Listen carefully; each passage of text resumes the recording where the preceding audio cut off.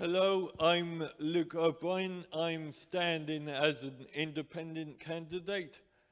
My main motivation for standing at the election is a mental health crisis. For years, I've read stories of the tragic suicides of young people, and I decided that I was uniquely positioned to tackle this issue. I happen to be disabled. I have a physical condition called cerebellum ataxia, which is similar to cerebral palsy. When I was at primary school, I wore a helmet and I used to fall over often. I was never expected to achieve much in life, and in high school I continued to struggle. But I grew stronger. I went to Suffolk College and I studied software engineering. After college, I traveled, I sponsored orphans, and now I live a good life as a software developer. So I wanted to prove to young people that even if they are disabled, even if they fail their exams, there is always hope. The mental health crisis doesn't just affect young people, it affects everyone. Teachers, especially learning support teachers, suffer abuse, and this is why a lot of teachers are leaving the profession.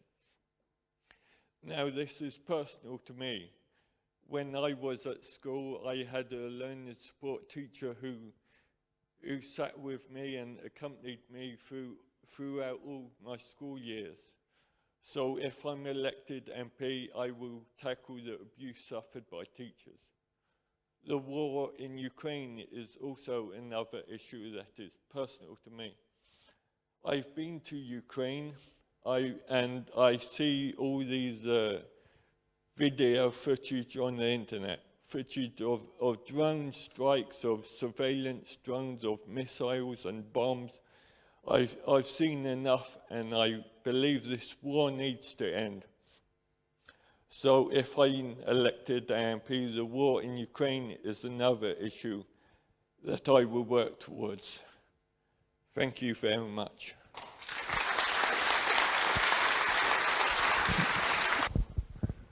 Thank you. Well, the needs for Haverhill are the same for every town in West Suffolk. When I go to Newmarket, when I go to Brandon, Mildenhall and Haverhill, congestion, transport, business rates, GP surgeries, and of course NHS dentists. There are so many issues to deal with.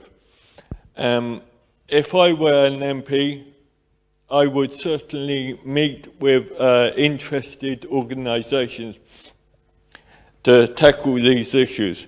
With regard to transport, I have promised that I will conduct a district-wide survey of public transport with the aim to improve transport. Hopefully that would also bring down congestion, which will alleviate the problems of air pollution as well. With regard to NHS dentists, I have met with Toothless in England, the grassroots campaign group, and I have signed their pledge. So if I am elected, I will meet with them and work on ways to provide more access to NHS dentists. With business rates, there are many suggestions. The Suffolk Chamber of Commerce has a few ideas, and if I become an MP, I will meet with them and do what is necessary to see Haverhill's High Street thrive, and this will also benefit every single town in West Suffolk. Thank you very much.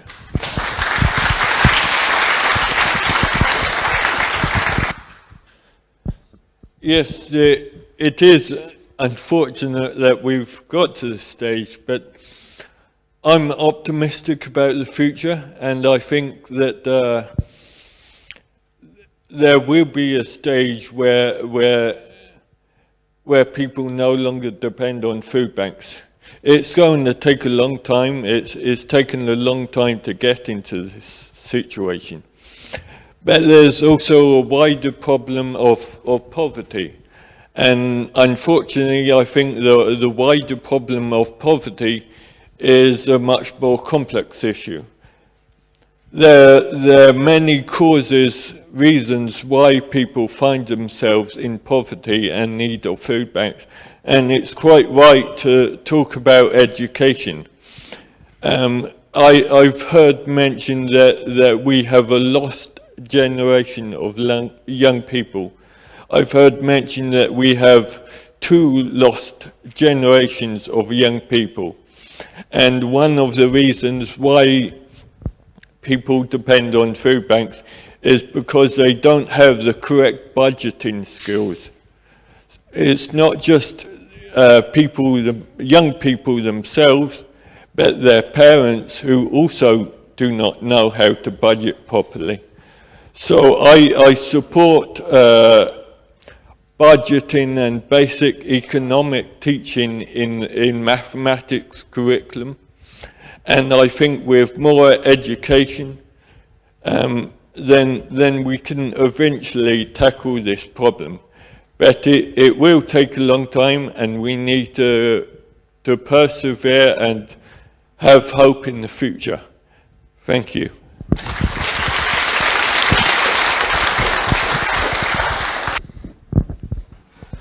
Thank you.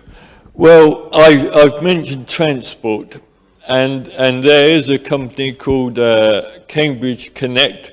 They have a plan to reopen the Haverhill to Cambridge Railway, and I am supportive of this plan. I've been in contact with another grassroots campaign group called Rail Futures, and if I became an MP, I would certainly meet with these groups and work towards the plan to reopen the railway. I've also mentioned GP surgeries and access to dentists, and certainly those are concerns that we need as a growing town. Indeed, every town and growing village in Suffolk needs these. So again, I will meet with groups and see what strategies we can put in place to improve access to these vital services. Thank you.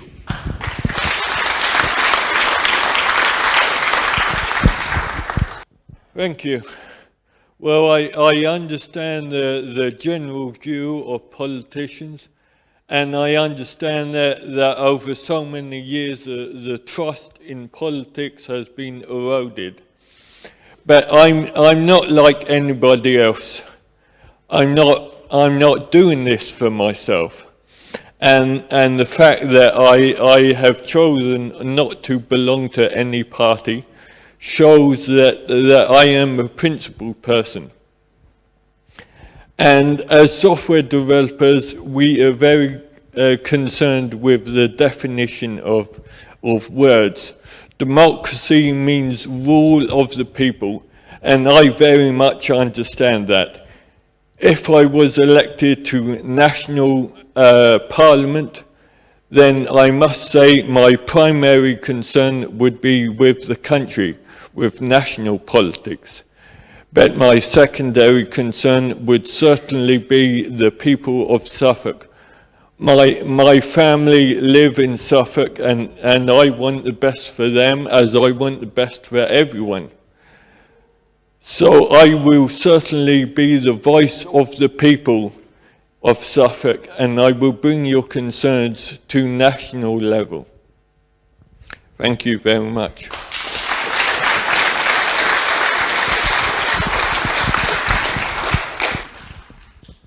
Thank you. I just want to pick up on the smartphone issue, And yes, smartphone is a recognized behavioral addiction, and it does have a terrible effect on mental health. One of the things that I want to do is introduce new standards for online safety. When we as software developers, when we create software, we work towards standards. So if there were some new standards in online safety, then I believe that social media companies ought to be required to comply with these new standards. I certainly do support mental health professionals in schools, but I also think that this question is similar to the question about food banks. Will we ever get to a stage where mental health professionals are not required in schools? When I went to school, we didn't have a mental health professional. I know when everybody in this room went to school, there were no mental health professionals. So there are a lot of challenges, and again, I am optimistic about the future. I believe we need to teach children coping strategies. And one strategy that I found is very helpful is to understand that weaknesses are strengths. When I was a young boy, I was very weak, but I endured my weakness and I became strong. And it's because of my childhood that I am now the man I am. So this is an important lesson to teach children. Weaknesses are strengths. Thank you. Thank you. Yes, so I am committed. If I become a MP or next year if I become a councillor, then I am committed to helping not only Haverhill but the whole of Suffolk. So I am committed, and I will certainly support the mental health hub.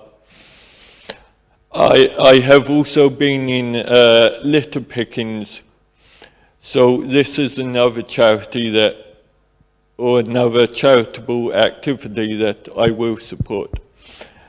But I will certainly meet with anyone, and I'm throughout my campaign, I've basically been Googling to find different charities who I can meet. So as time goes on, I will certainly find some more people who I can meet and get involved in, and I look forward to the future. Thank you very much.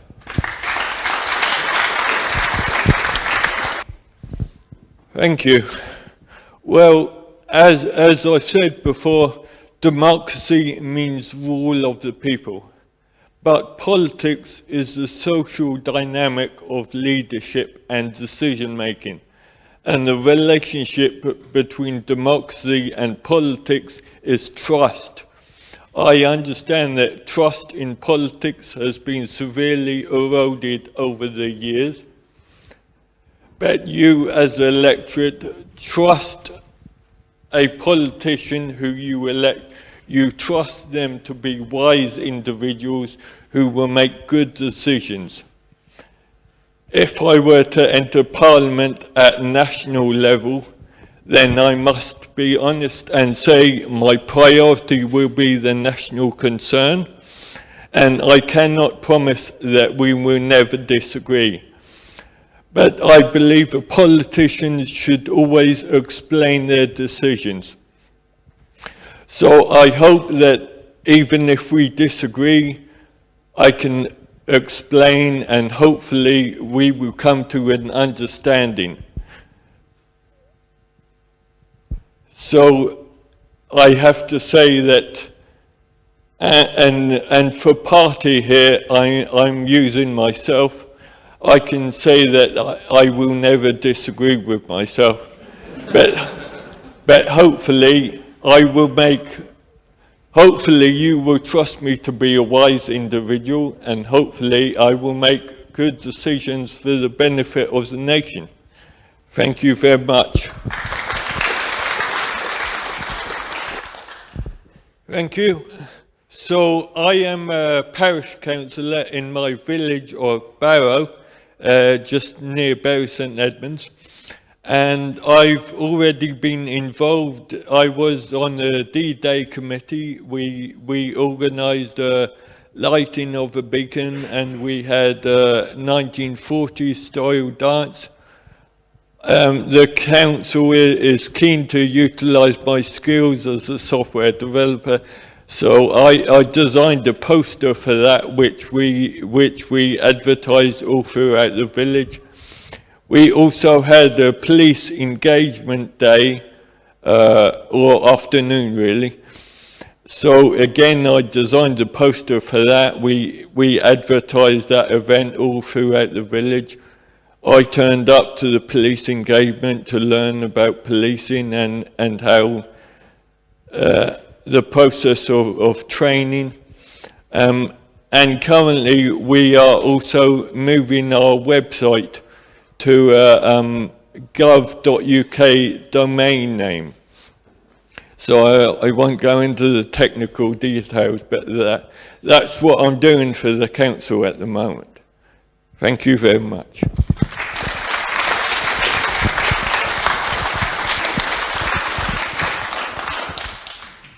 Thank you. Well, in this election, you have a very rare opportunity to help disabled people. I know people with cerebral palsy. I know parents who are lifelong carers for their disabled children. They will never have a better representative than me. I am a winner. I have achieved so much in my life. And if I become an MP, then that will be a miracle. And I believe this country needs a miracle. Thank you very much.